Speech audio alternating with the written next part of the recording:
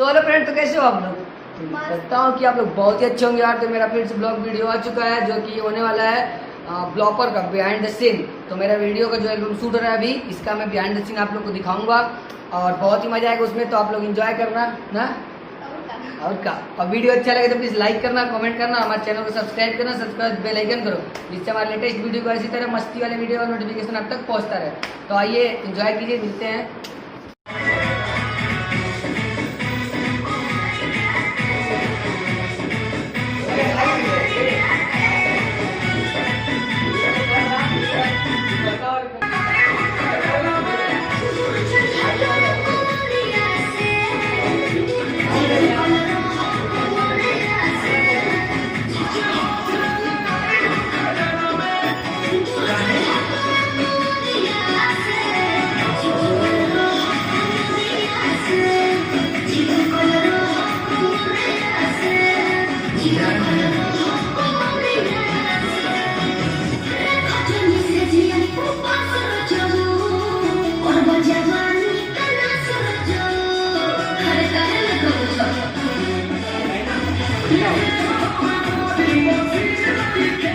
I